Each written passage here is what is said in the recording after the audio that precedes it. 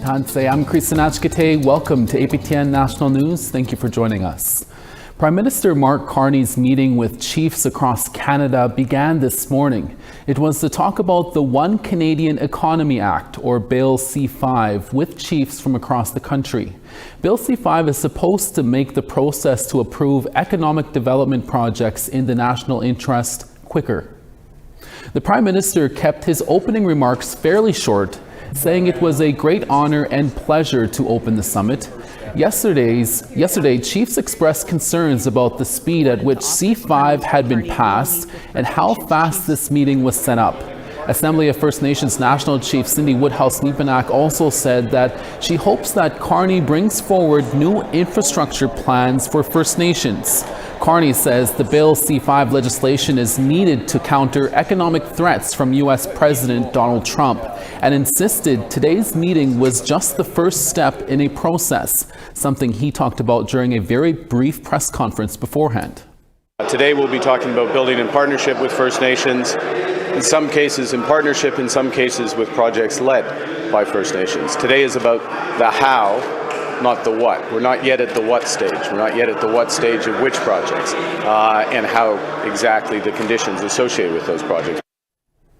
And you can read more about the meeting between the chiefs and the Prime Minister by going to our website at aptnnews.ca, including a new story by Karen Pugliese of chiefs telling Canada that today's summit should not be considered consultation.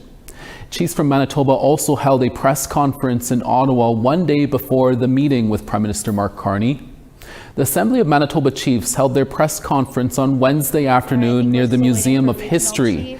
AMC Grand Chief Kyra Wilson said they stand united in the conversations that are so important when it comes to their lands and resources as First Nations, and that Thursday's meeting is seen as a first meeting of many between chiefs and the Prime Minister. Their key message to Prime Minister Mark Carney is consultation, consent, and involvement when it comes to future major projects. Chief Derek Neepanak also said a message for all levels of government, adding that First Nations in Manitoba retain title to the land. Why do we have to rely on the Crown's designate, the federal or provincial government, to tell us what to do in our territory? It's backwards right now. And that's the big message that we need to bring to everybody that wants to come here from around the world and work the resources, whether that be in the land or in the water. You've got to come to us first because we have unceded title. Meanwhile, 9 First Nation communities in Ontario are banding together to launch a constitutional challenge aimed at Ontario's Bill 5 and Canada's Bill C-5. The announcement was made at Queen's Park in Toronto today, where chiefs spoke to reporters about the impacts of these bills. They say both pieces of legislation threaten First Nations' rights to self-determination, as well as the environment and fundamental human freedoms. We are interested in development that is done the right way. The right way means protecting and conserving the environment, lands, waters, and species. The right way also means full participation in decision-making of First Nations who have the rights on our lands. We have a sacred responsibility to this land. We ask that we be allowed to honor that sacred responsibility given to us by the Creator. Many of us pray, and we pray for you as well, so that you can live on this land. Because I'm telling you, when the water's gone and when everything's poisoned, what are we going to have? Earlier this year, 2 elected Metis Nation Saskatchewan officials were blocked from attending their swearing-in ceremony after a harassment dispute between them and Richard Quintal, the CEO of the organization. Now the 2 regional representatives say they've been offered a make-up ceremony. APTN video journalist Rachel May brings us the update. This year began with a harassment dispute between Richard Quintal and 4 elected Provincial Métis Council (PMC) members, who Quintal accused of harassment. 2 of them, Sherry McLennan and Wendy Gervais, were re-elected Métis Nation Saskatchewan regional directors on June 24th. But they were not allowed to attend the MNS swearing-in ceremony or PMC meetings unless they apologized publicly to Quintal. In a joint statement issued on Tuesday night, McLennan and Gervais say they've now been offered a follow-up swearing-in ceremony by MNS President Glenn McCallum. There's no word yet on when it will take place or whether this means they'll be allowed back into PMC meetings. In a written statement, McLennan and Gervais said, "We know a lot of people have a lot of questions. We do too. Fighting for the voices of our citizens continues to be on our top priorities." They say they'll keep the public updated and plan to attend the upcoming Back to Batoche Festival, held at the Metis National Historic Site this weekend. Rachel May, APTN National News, Saskatoon. Leaders of the Beardies and Okamasas Cree Nation in Saskatchewan is sending a warning to residents involved in drugs and illegal activity. A letter was issued on July 14th addressed to what is referred to as occupants of homes of interest. The letter states that drug sales and trafficking, gang-related activity, as well as other illegal activity is happening at certain homes in the community. Leadership is warning if the activity continues, the names of the people in the homes of interest will be made public and that law enforcement and housing authorities will take further action. It says a meeting with the heads of the households will be held on August 1st with a follow-up meeting to ensure compliance 2 weeks later. Leadership says it will support people struggling but will not tolerate the illegal activity putting the community at risk. Ontario's Special Investigations Unit has cleared a Thunder Bay police officer of any wrongdoing in the 2023 death of 21-year-old Jenna Osberg, who is from the Bearskin Lake First Nation. However, they did say that the officer failed in his duty of care by not attending the home even after a call for service was cancelled. As police knew, Osberg's male ex-partner was previously arrested for domestic assault with a weapon against her with a no-contact order in place. According to the SIU, on December 30th of 2023 at around 2:05 a.m., a 911 call was made to report that Osberg was an unwanted person in a home where her ex-partner lived and that they needed police assistance. 18 minutes later, a second 911 call was made asking to cancel the initial call of service and that the caller believed Osberg left the home. More than 8 hours later, Osberg was found in a bedroom closet in that same home and paramedics were called. However, Osberg was pronounced dead.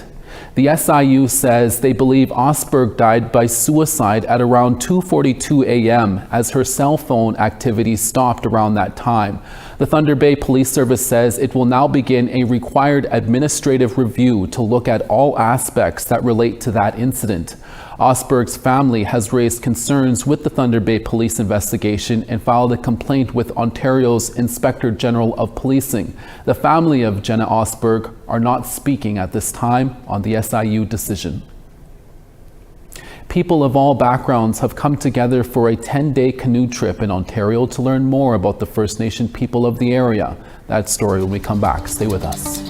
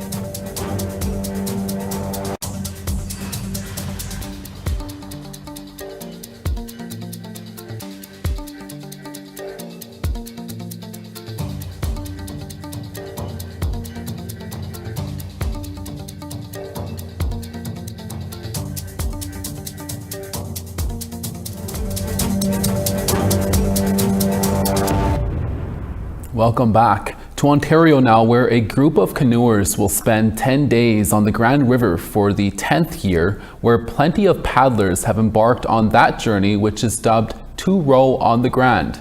It marks a decade of deeper understanding on Indigenous culture in a unique way.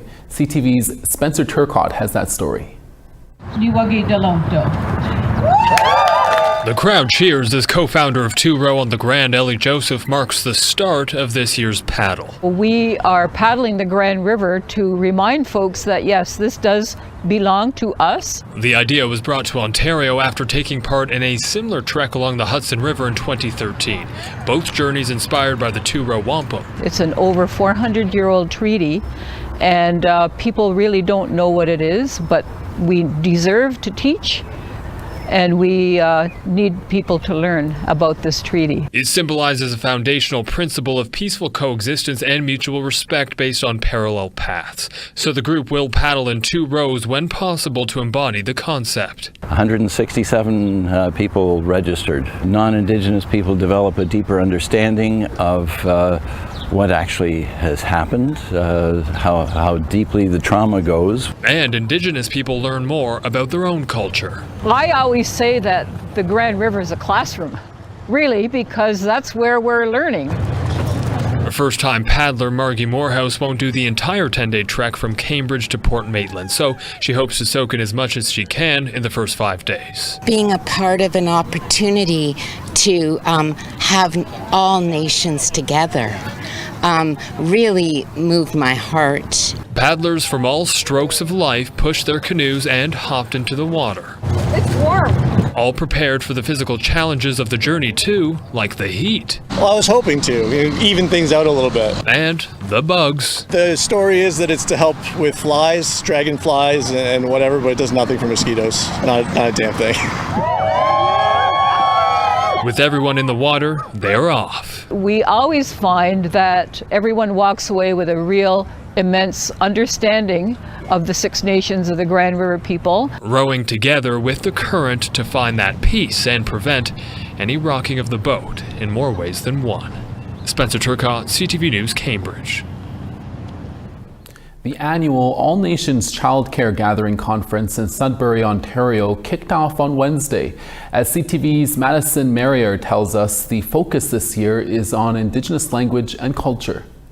The room was full of laughter and smiling faces as early childhood educators gathered for their yearly conference. Initially, it was Indigenous early years educators, but we've branched out to all educators working with Indigenous families. And each year is a different theme, but this year is nurturing our children and fostering language revitalization. So our focus this year is all about language. What I'm going to do is this. It's easy for me to do. I want you to show your teeth if you got them. Say, look at the honey. So you just said hello, beaver.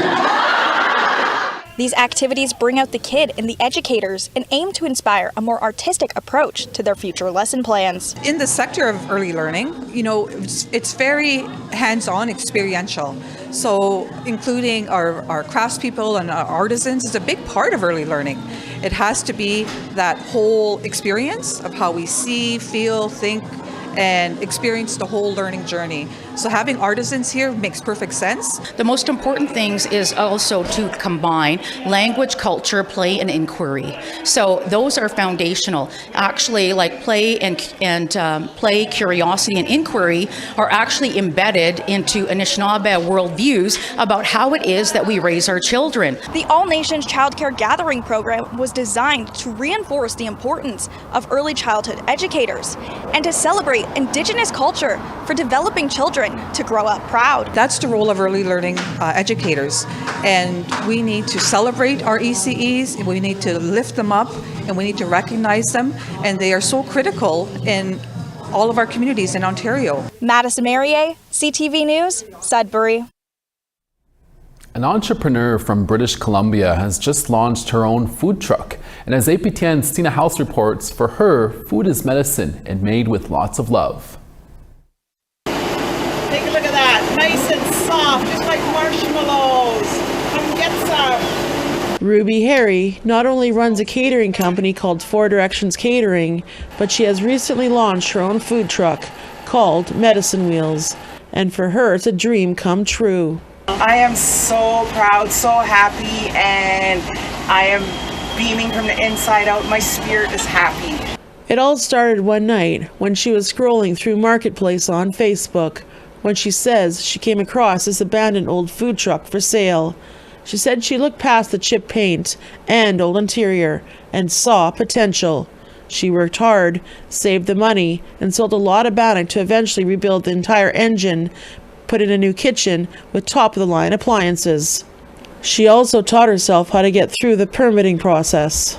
I got this business off the ground by long, hard hours and lots of money, but we got it done. It's a 1988 Brewmaster, and she's spotless, she's brand new, and she's ready to go.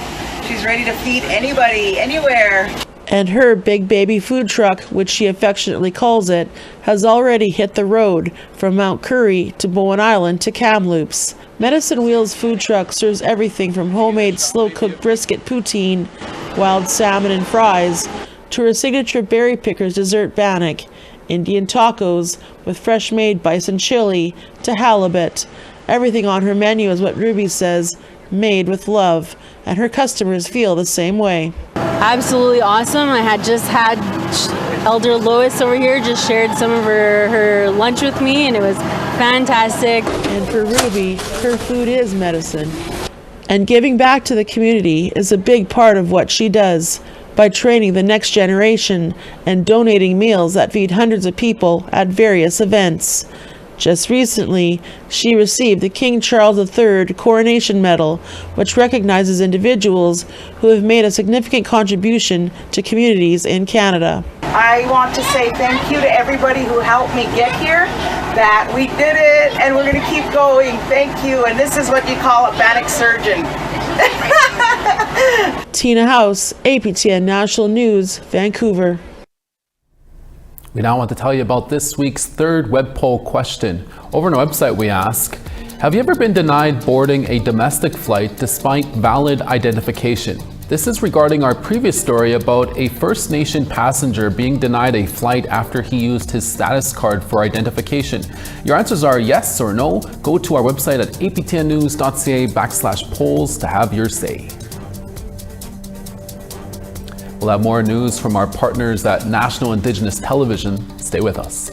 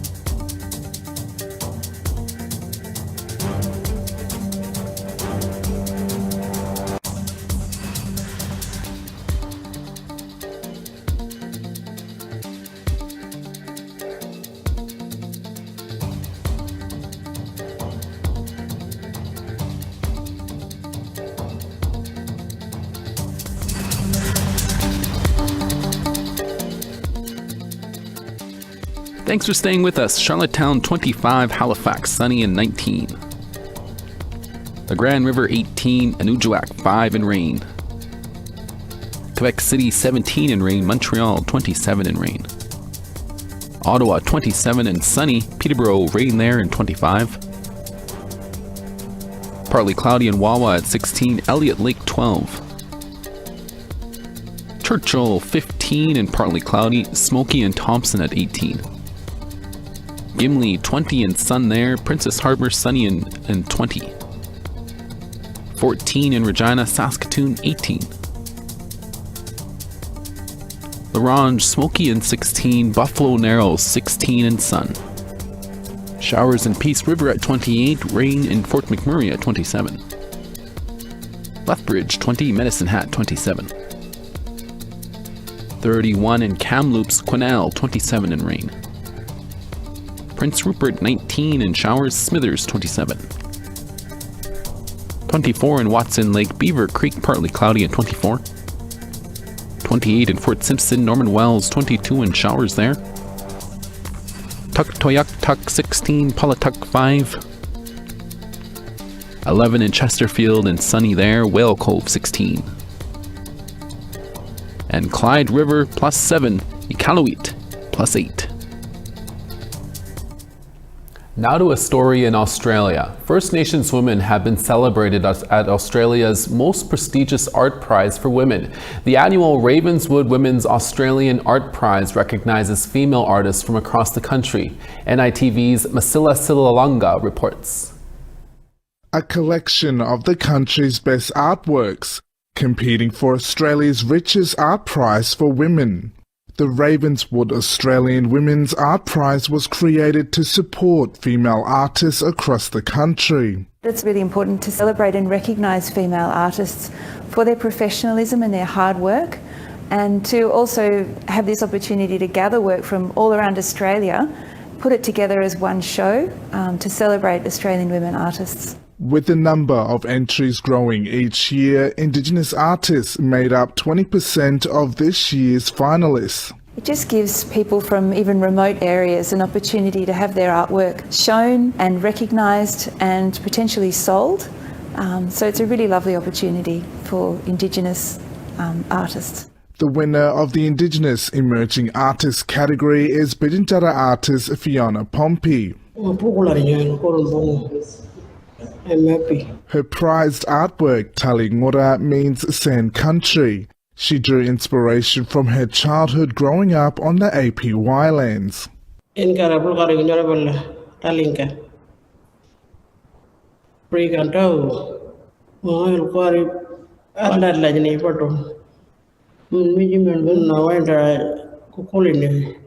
I was just overwhelmed with how beautiful this artwork was. Close up, you can see patterns in the background and veils of colour, and then when you step back, it's something altogether different. So you get this incredible immersive experience. An art prize showcasing female storytellers from the world's oldest living culture. I've been coming here.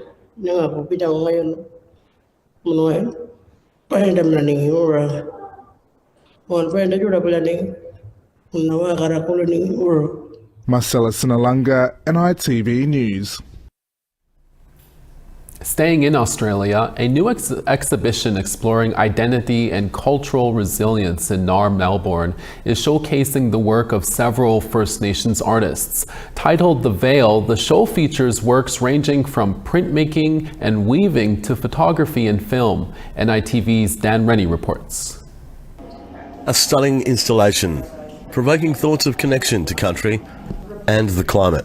Gunditjmara and Torres Strait Islander woman Lisa Waup's piece Holding Country is made of 365 individually screen printed sandbags. For me, the bags represent mother. So, it's talking about country, it's talking about connecting to country and caring for her, and for her to be able to care for us. The bags serve as repositories of memories from a major flood Lisa experienced in northern Victoria. I was with my children and their father many years ago now at a cousin that lives in Yorta Yorta country, and they had these impending floods. So it was something that we actively helped sandbag their property to protect it. Holding Country is one of several artworks on show.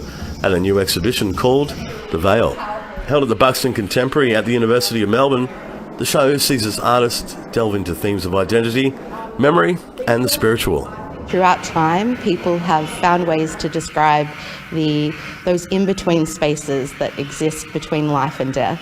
The artists in the exhibition speak to that veil between worlds. A key work in the exhibition is a film called Eternity, the Butterfly. It's a brief moment between the protagonist where she starts a journey to call to her ancestors, to invite them into her space and summon them to receive guidance and wisdom. Its creator, Hayley Miller-Baker, says her Indigenous identity and lived experiences are key to her work.